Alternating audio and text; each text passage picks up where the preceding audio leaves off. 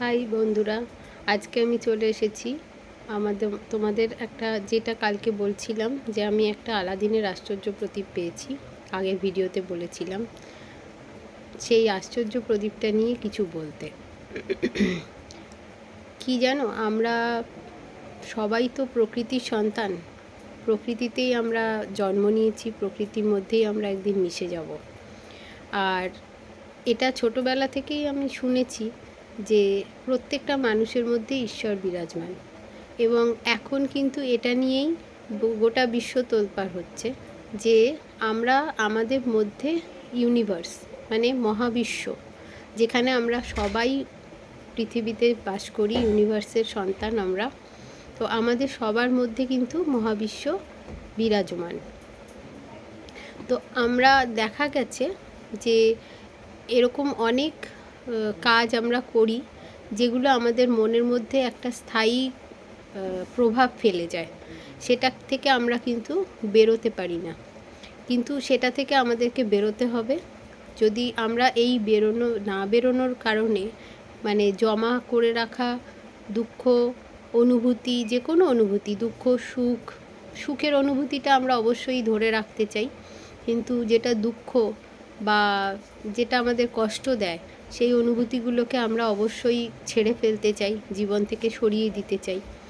এই দুঃখের অনুভূতিগুলোকে সরানোর জন্য আমি তোমাদের কাছে হিলিং টেকনিক নিয়ে আসছি। আমি গত ভিডিওতে বলেছিলাম, আগের ভিডিওটাতে, যে আমি এমন একটা আলাদিনের আশ্চর্য প্রদীপ পেয়েছি।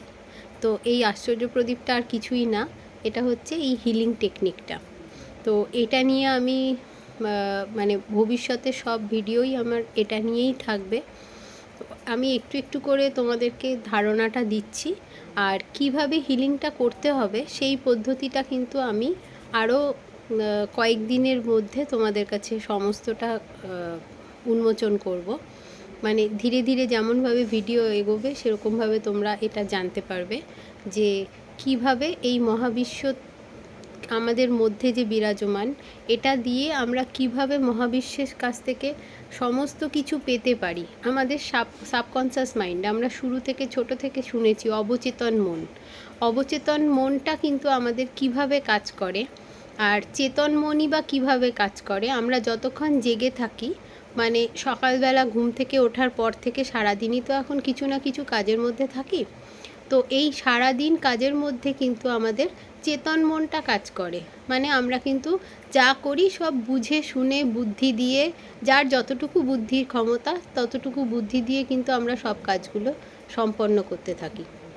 কিন্তু যখন রাত্রে আমরা ঘুমিয়ে পড়ি, তখন কিন্তু আমাদের অবচেতন মনের কাজটা শুরু হয়।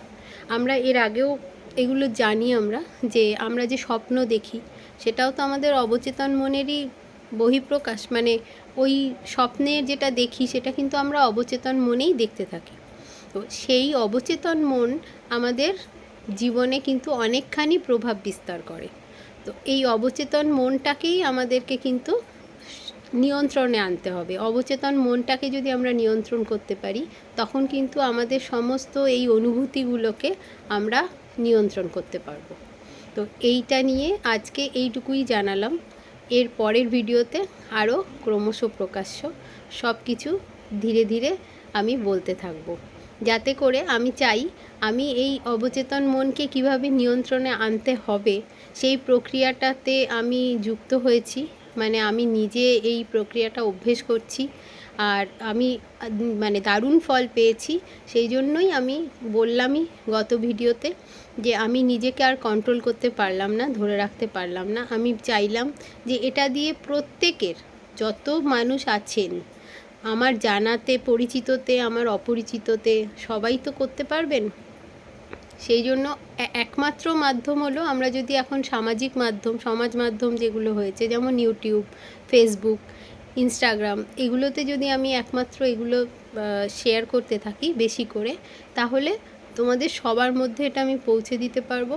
কে বলতে পারে যে আমার চেনা পরিচিতর মধ্যে কেউ দেখে তার কিছু উপকার হলো, অথবা আমার অপরিচিত, বিশেষ করে সেই সংখ্যাটাই অনেক বেশি হবে, তোমরা যারা এই ভিডিওগুলো পাবে তারা যদি কিছুমাত্র উপকৃত হও, তাহলেই আমি নিজেকে ধন্য মনে করব। তো আজকে এইটুকুই থাক। আবার আগামী ভিডিওতে আবার আরও কিছু বলবো। ধন্যবাদ।